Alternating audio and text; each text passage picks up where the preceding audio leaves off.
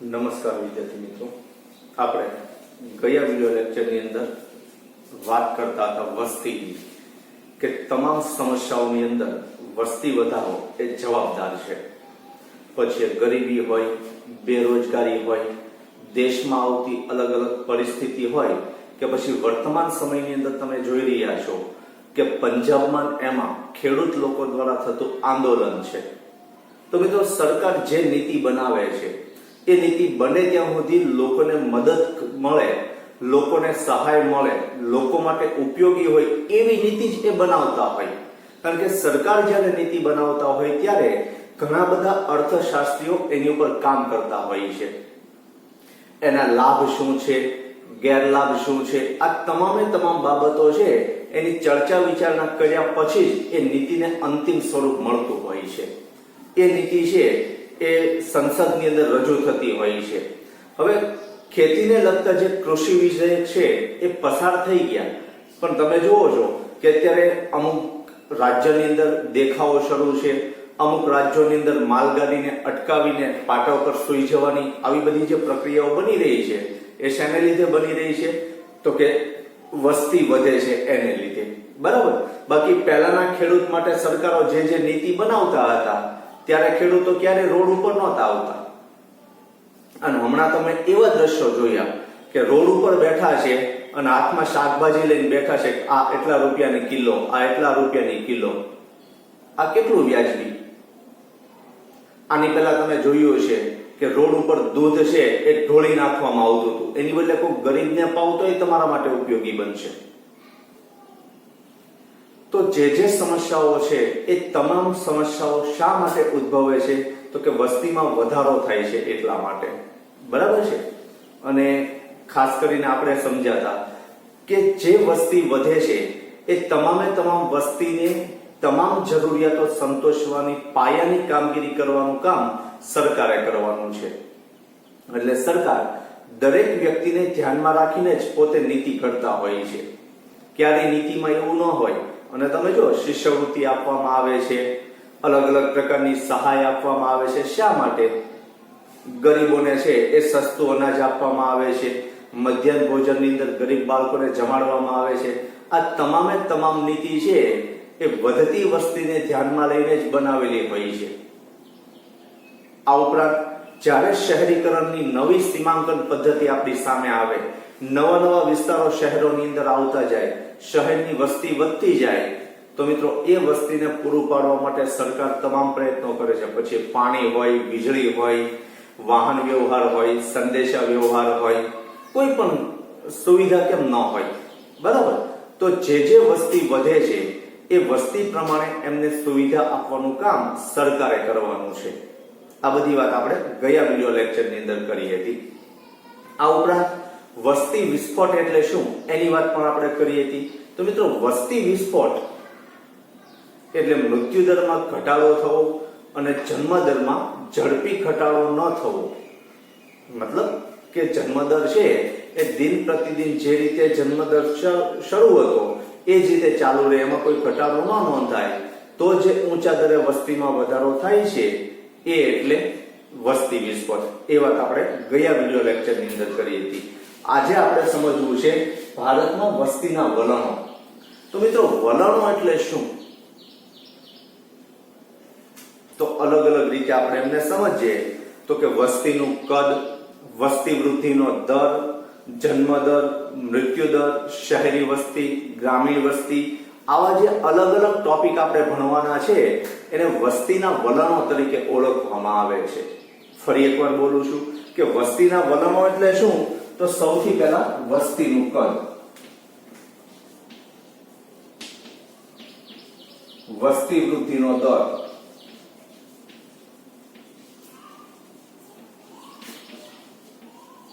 જન્મ દર,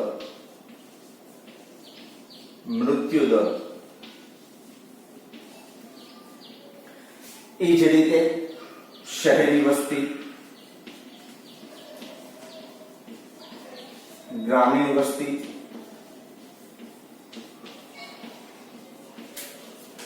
વય જૂથ, આવા જે અલગ અલગ ટોપિક આપણે ભણવાના છે અને વસ્તીના વલણો તરીકે ઓળખવામાં આવે છે. જો વલણ એટલે હું વસ્તી કઈ દિશામાં શું કાર્ય કરી રહી છે એને આપણે જોવાનું છે. બરાબર. તો વસ્તીનું કદ શું થાય છે? તો કે વસ્તીના કદમાં જે વધારો થાય છે કેવી રીતે થાય છે, વસ્તી વૃદ્ધિનો દર છે એ કેવી રીતે વધે છે, જન્મ દર, મૃત્યુ દરમાં શું પરિવર્તન આવે છે, શહેરી વસ્તી, ગ્રામીણ વસ્તી, વય જૂથ, આવા બધા જે અલગ અલગ પ્રમાણો છે, ખાસ કરીને સ્ત્રી પુરુષનું પ્રમાણ,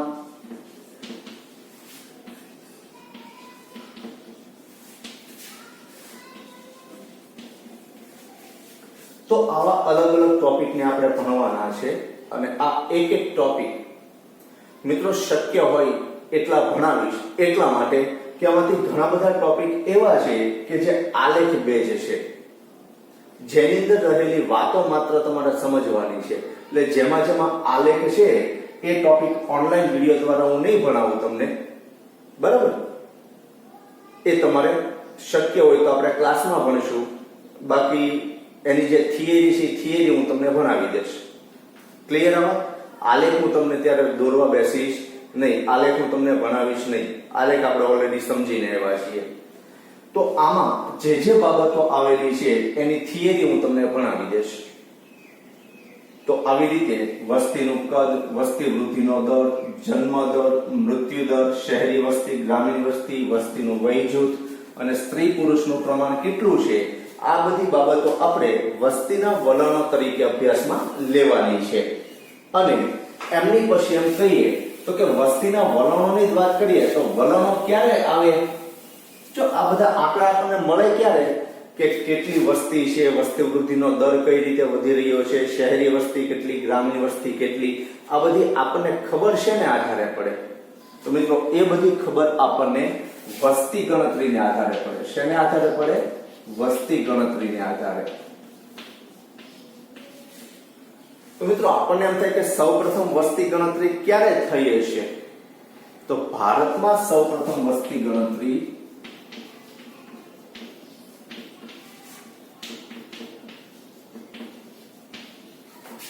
વસ્તી ગણતરી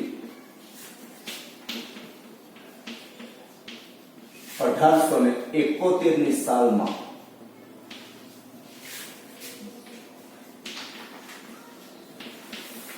સાલમાં જમશેદજી ટાટા દ્વારા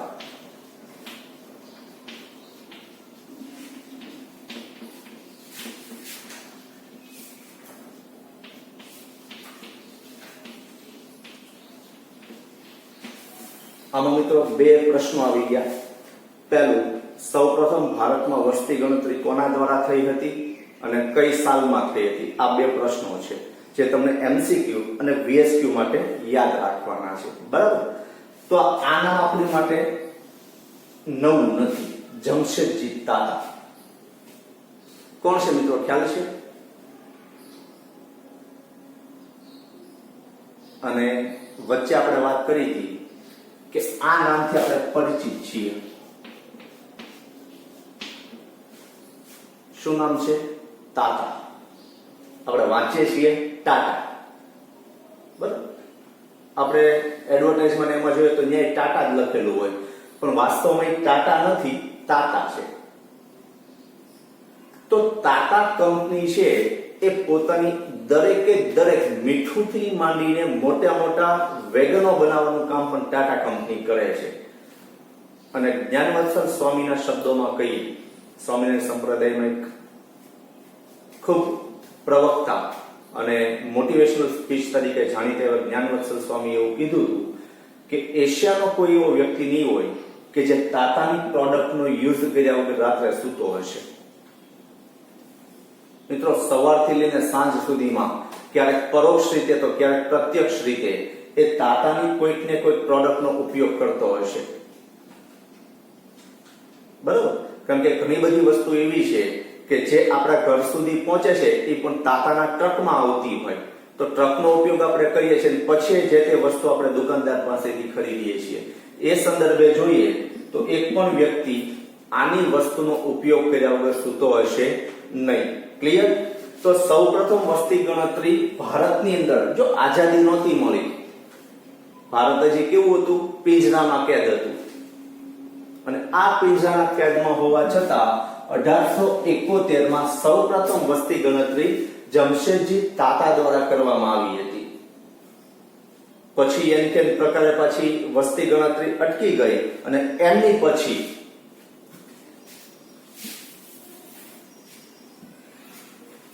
અઢારસો 1891 સાલમાં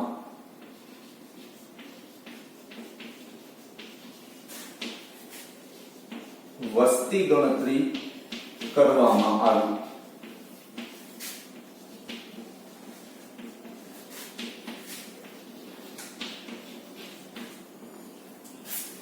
તો સૌપ્રથમ 1871 માં, પછી 1881 માં ખબર નહીં શું થયું હોય, પણ વસ્તી ગણતરી આપણે કરી શક્યા નહીં. પછી વસ્તી ગણતરી થઈ 1891 માં, અને 1891 માં વસ્તી ગણતરી શરૂ થઈ એ પછી દર 10 વર્ષે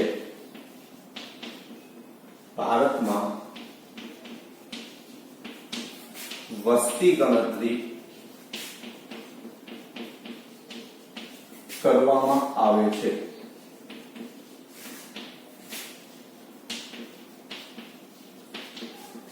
બરાબર.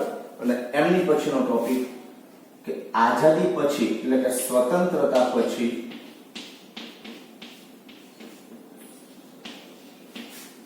સૌ પ્રથમવાર વસ્તી ગણતરી, જો આઝાદી પછી વસ્તી ગણતરી ક્યારે થઈ તો એ યાદ રાખજો, 1951 માં થઈ. હવે જોઈએ સૌપ્રથમ વસ્તી ગણતરી 1871 ની સાલમાં જમશેદજી ટાટા દ્વારા કરવામાં આવી. પછી 1881 માં વસ્તી ગણતરી આપણે કરી શક્યા નહીં. 1891 ની સાલમાં ફરીથી વસ્તી ગણતરી કરવામાં આવી અને વસ્તી ગણતરી 1891 ની સાલથી શરૂ કરી પછી દર 10 વર્ષે ભારતમાં વસ્તી ગણતરી કરવામાં આવે છે. વિદ્યાર્થી મિત્રો, તમને ખ્યાલ છે કારણ કે તમે 10મામાં પણ ભણીને આવ્યા છો, 11મામાં પણ ચર્ચા થઈ હશે, અને અત્યારના સમય પ્રમાણે કોમ્પિટિટિવ એક્ઝામ છે એની અંદર પણ વસ્તીને લગતા ઘણા બધા પ્રશ્નો છે પૂછવામાં આવે છે. બરાબર. તો આ MCQ માટે એ રીતે પણ યાદ રાખજો, કારણ કે આવનારા સમયની અંદર વસ્તીની 100% એકાદ બે ક્વેશ્ચન દ્વારા તમે કોમ્પિટિટિવ એક્ઝામ પાસ કરી શકો એમ છો. તો દર 10 વર્ષે ભારતમાં વસ્તી ગણતરી કરવામાં આવે છે. અને સ્વતંત્રતા પછી વસ્તી ગણતરી સૌપ્રથમ કઈ સાલમાં થઈ?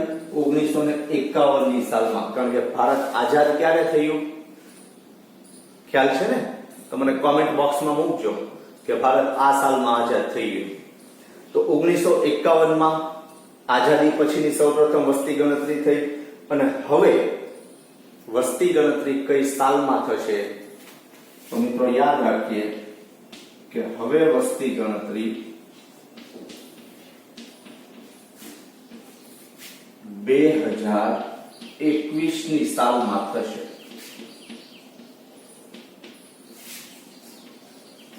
એટલે કે આવતા વર્ષે થશે. છેલ્લી વસ્તી ગણતરી 2011 માં થઈ. બરાબર. તો આજે વસ્તીના વલણો આપણે ભણવાના છે, એની અંદર તમારે આ 4 પોઈન્ટ છે એ યાદ રાખવાના છે. કોના દ્વારા થઈને કઈ સાલમાં, પછી રેગ્યુલર ક્યારથી શરૂ થઈ, કેટલા વર્ષે વસ્તી ગણતરી થઈ છે, અને આઝાદી પછી કઈ સાલમાં સૌપ્રથમ વસ્તી ગણતરી થઈ હતી. એટલું આપણે વસ્તીના વલણો છે એની અંદર યાદ રાખવાનું છે. હવે આપણે જે વસ્તીના વલણો સમજવા છે એમાં સૌથી પહેલું વલણ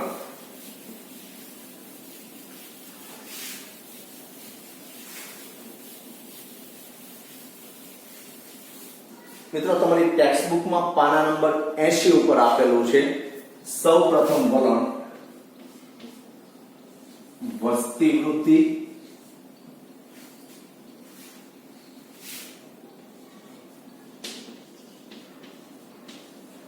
વસ્તીનું કદ અને વસ્તી વૃદ્ધિ દર.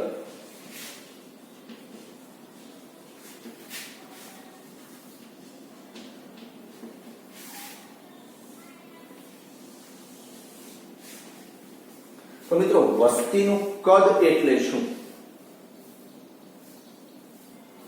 તો જ્યારે વસ્તી ગણતરી કરવામાં આવે છે ત્યારે આ 10 વર્ષ દરમિયાન જે વસ્તીમાં વધારો થયો હોય એને વસ્તીનું કદ તરીકે ઓળખવામાં આવે છે.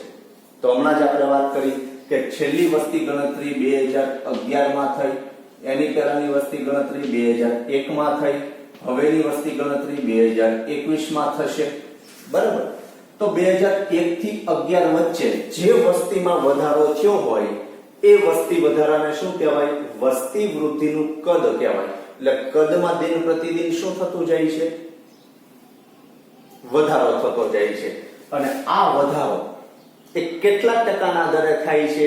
તો એ ટકાવારી શોધવા માટે 1991 માં થયેલી વસ્તી ગણતરીને પણ ધ્યાનમાં લેવામાં આવે છે કે ભાઈ અહીંયાથી 2001 ની અંદર જે વસ્તી વધી એ એટલા ટકા લેખે વધી હતી અને 2001 થી 2011 માં જે વસ્તી વધારો થયો એ એટલા ટકા લેખે વધ્યો. તો એ જે ટકાવારી બતાવે છે એને વસ્તી વૃદ્ધિ દર તરીકે ઓળખવામાં આવે છે. બરાબર? વસ્તીમાં વધારો થાય એને વસ્તીનું કદ કહેવાય અને ટકાવારી રીતે જે આપણે વધારો દર્શાવીએ છીએ એને વસ્તી વૃદ્ધિનો દર તરીકે ઓળખવામાં આવે છે, જે તમને તમારી ટેક્સ્ટ બુકમાં પેજ નંબર 80 ઉપર આપેલો છે. હવે અહીંયા એક યાદ રાખજો કે આ જે વર્ષો તમને આપેલા છે એમાં જે અગત્યના છે એ હું તમારા માટે લખું છું કે 1901 માં કેટલી વસ્તી હતી? તો કે 23.8 કરોડ. 8 કરોડ વસ્તી હતી અને વસ્તી વૃદ્ધિનો દર હતો +0.08. પછી 10 વર્ષ એટલે 1911 કેટલી વસ્તી હતી? તો કે 25.2 કરોડ. વસ્તી વૃદ્ધિનો દર હતો +57 પ્લસ એટલે 0.57 57 નહીં. એમની પછી 1921 એમાં વસ્તી હતી 25.1 અને દર હતો -0.03. હવે મિત્રો આ જે માઇનસ બતાવે છે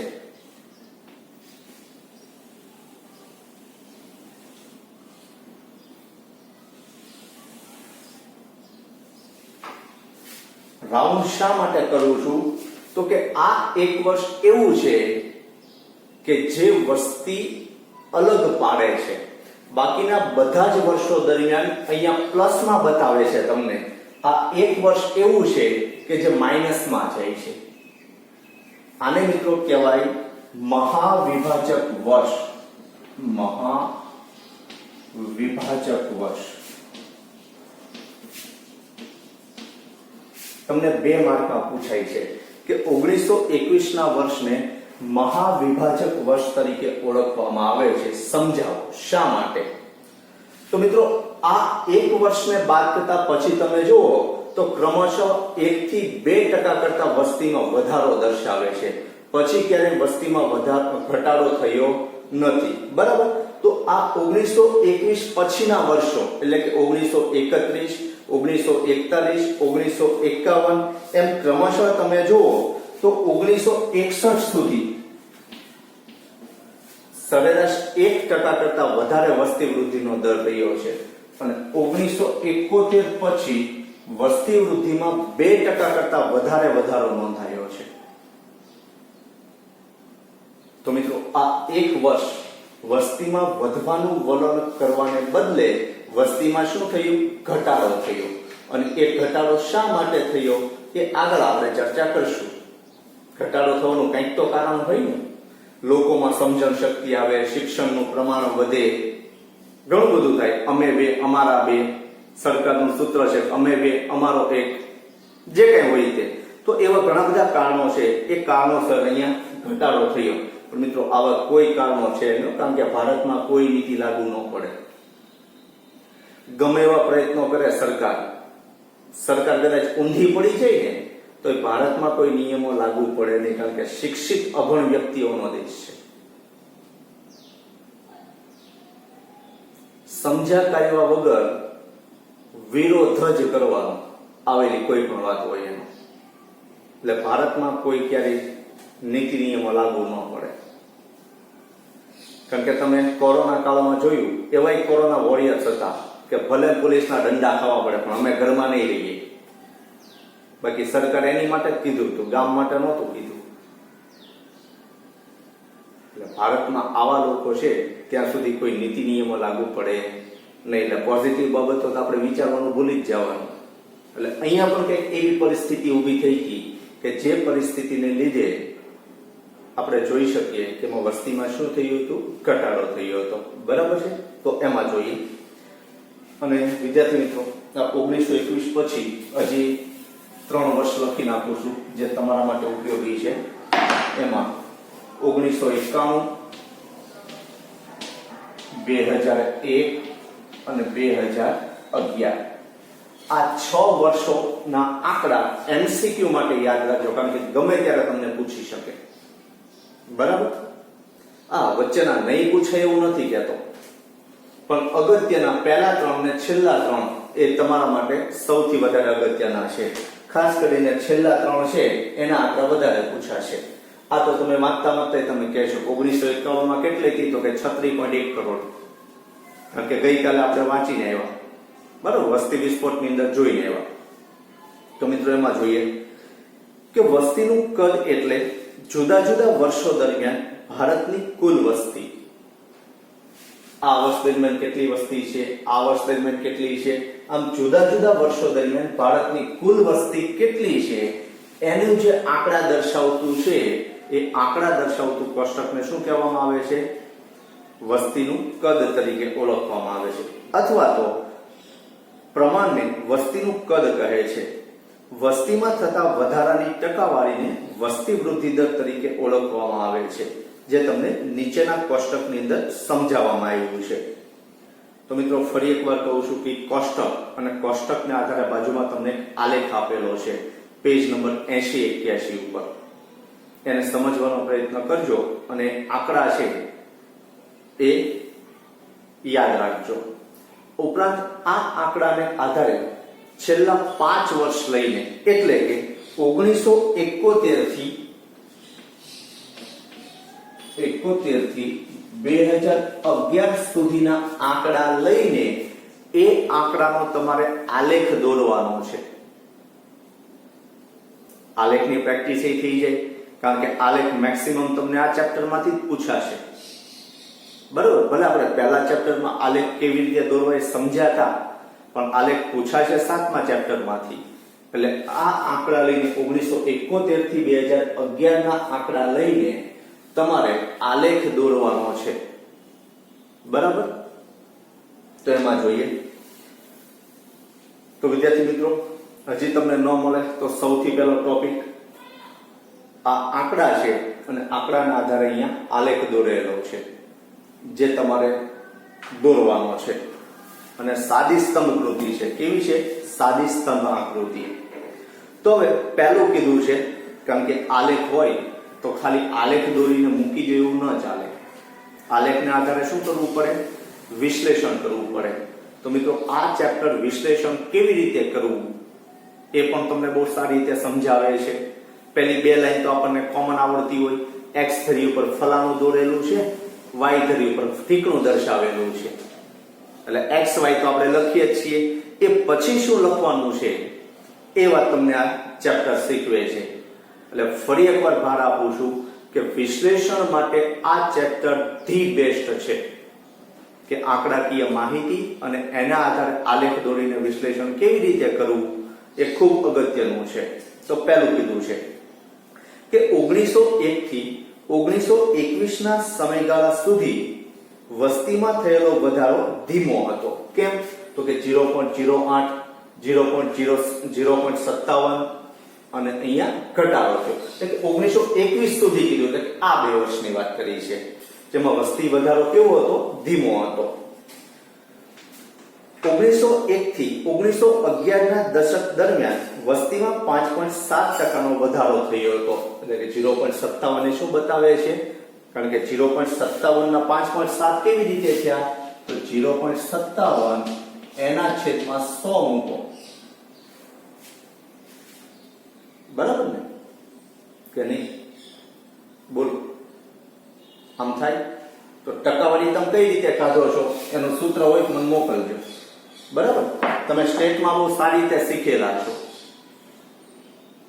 અને આપણે જન્મદર શોધવાનું સૂત્ર આની આગળના લેક્ચરની અંદર ભણવાના છીએ.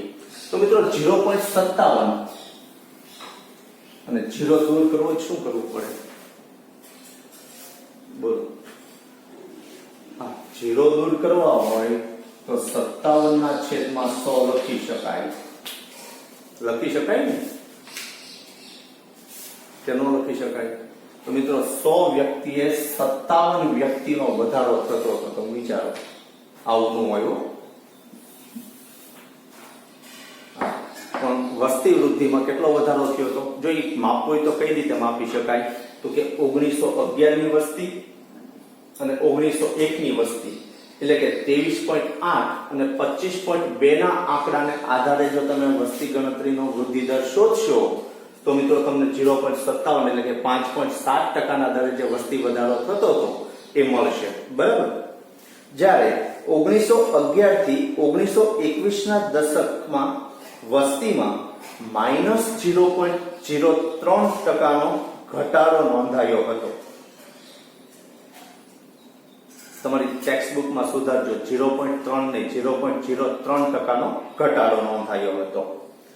એટલે મિત્રો યાદ રાખજો કે પહેલો પોઈન્ટ અને બીજો પોઈન્ટ લખું છું અહીંયા.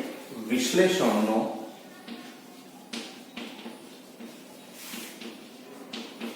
પહેલો અને બીજો પોઈન્ટ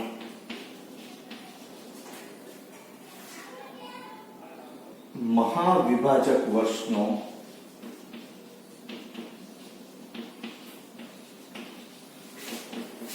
ઉત્તર છે. ઓલો આપણે હમણાં પ્રશ્ન જોયો ને કે 1921 ના વર્ષને મહાવિભાજક વર્ષ તરીકે ઓળખવામાં આવે છે. એનો જવાબ વિશ્લેષણનો પહેલો અને બીજો પોઈન્ટ છે. 0.03%નો ઘટાડો થયો હતો. વસ્તીમાં થયેલા ઘટાડાનું મુખ્ય કારણ મૃત્યુદરમાં થયેલો વધારો હતો. અને મૃત્યુદરમાં વધારો થયો હતો કારણ કે ત્યારે આપણી પાસે એવા કોઈ આરોગ્યને લગતી ફેસિલિટી નહોતી, આરોગ્યને લગતી સુવિધા નહોતી. એટલે એ સમયે ક્ષય, જેને આપણે ટીબી કહીએ છીએ, મેલેરિયા, ટાઇફોઇડ અને influenza, plug, cholera, plague, cholera, influenza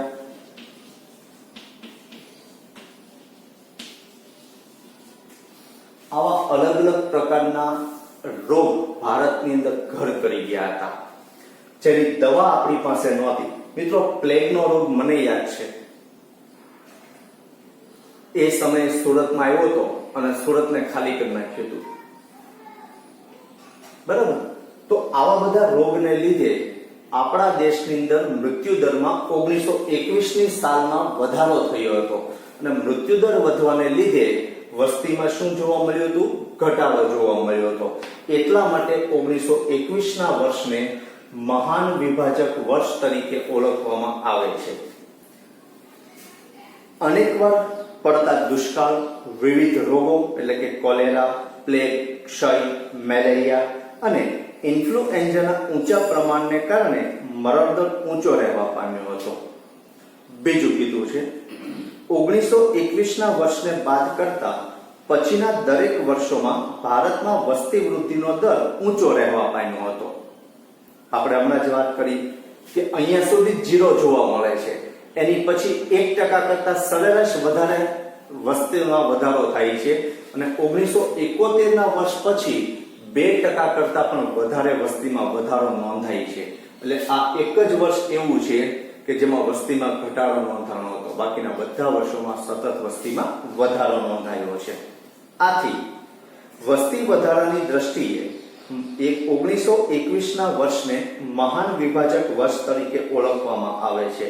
અને 1921ના વર્ષ પછીના દરેક દશકમાં વસ્તી વૃદ્ધિ દર ઊંચો જોવા મળ્યો હતો. ત્રીજું, 1951 માં ભારતમાં આયોજનનો આરંભ થયો.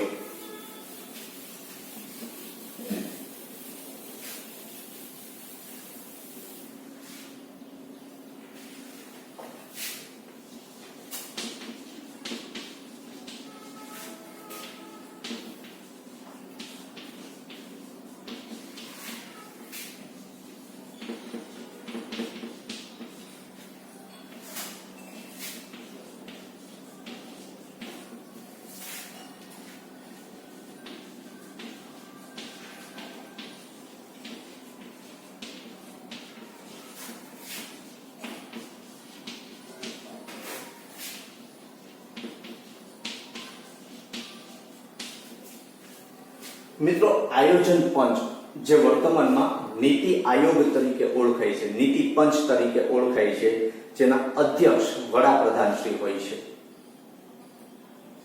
તો નીતિ આયોગ નહોતું એ પહેલા એને આયોજન પંચ તરીકે આપણે ઓળખતા હતા. અને આયોજન પંચમાં જે પંચવર્ષીય યોજનાઓનું નિર્માણ થાય છે, જે પંચવર્ષીય યોજનાઓ તૈયાર કરવામાં આવે છે, એમાં મોટા ભાગે જે તે રાજ્યનો હિસ્સો બહુ ઓછો હતો. રાજ્ય છે એના મુખ્યમંત્રી એમાં ભાગ નહોતા લઈ શકતા, એટલે પરિણામે નીતિ ઘડવાનું કામ માત્ર કેન્દ્ર લેવલેથી જ થતું હતું. બરાબર. તો એની રચના કઈ સાલમાં કરવામાં આવી? તો કે 1950 ની સાલમાં. કઈ સાલમાં? 1950 ની સાલમાં. એટલે તમને એવો પ્રશ્ન પૂછાય કે આયોજન પંચની રચના કઈ સાલમાં થઈ? નીતિ પંચ કે નીતિ આયોગની રચના કઈ સાલમાં થઈ? તો 1950 ની સાલમાં.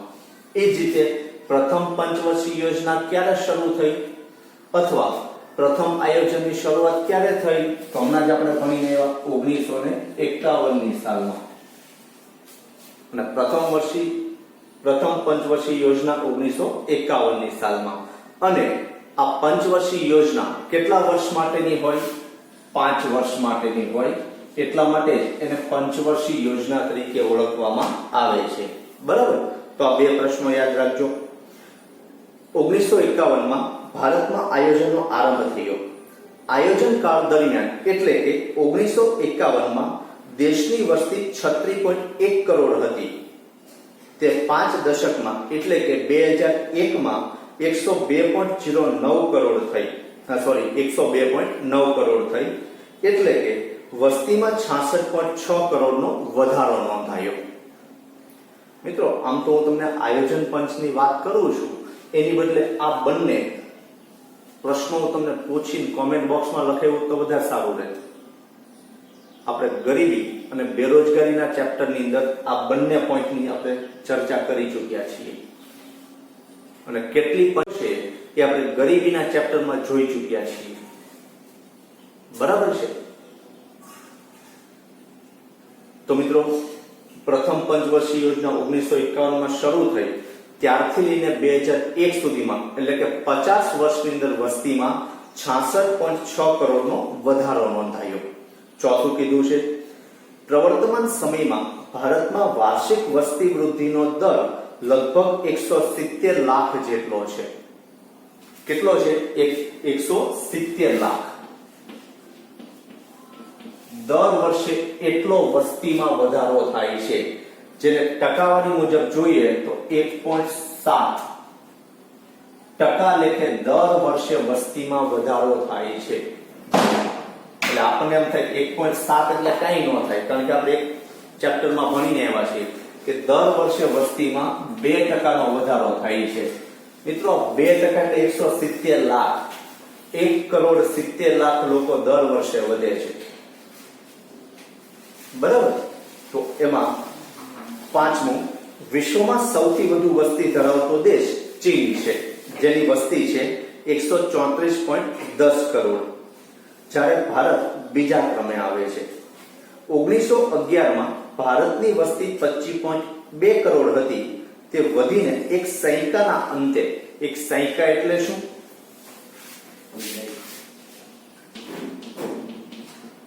સૈકા એટલે 100 વર્ષ. બરાબર.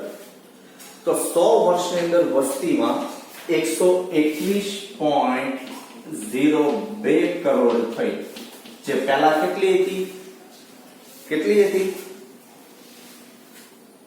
25.2 કરોડ.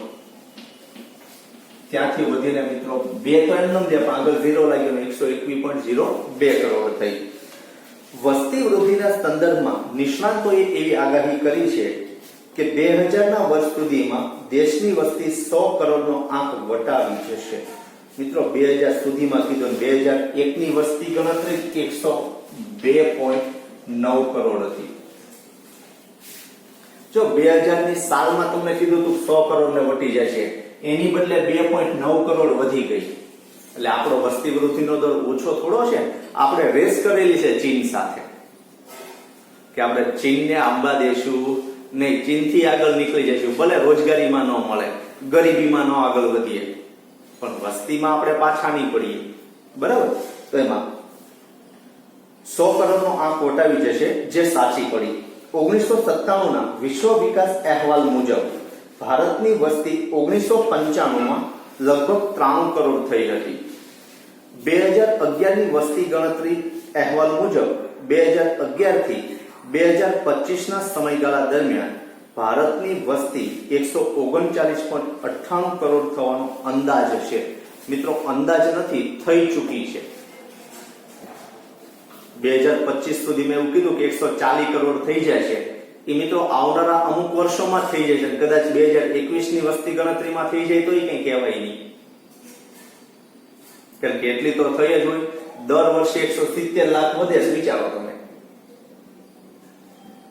તો 2011 થી લઈને 2021 સુધીના 10 વર્ષની અંદર 170 લાખ વસ્તી, એને ગુણ્યા 10 કરો એટલે જે આંકડો આવે એ આમાં એડ કરો 121.02 કરોડની અંદર, એટલે ઓટોમેટિક મિત્રો 140 કરોડ થઈ જાય છે. બરાબર? તો આજના વિડિયો લેક્ચરની અંદર આપણે એટલું રાખીએ છીએ. ફરી એકવાર કહું છું કે 80 ને 81 ઉપર આપેલો આલેખ છે એ તમારે દોરવાનો છે. મેં તમને જે સાલ કીધી છે એ મુજબ. આ ઉપરાંત આના આંકડા તમારે એમસીક્યુ અને વીએસક્યુ માટે યાદ રાખવાના છે. તો મિત્રો આભાર. નવા મુદ્દા સાથે હવે પછી મળશું આપણે.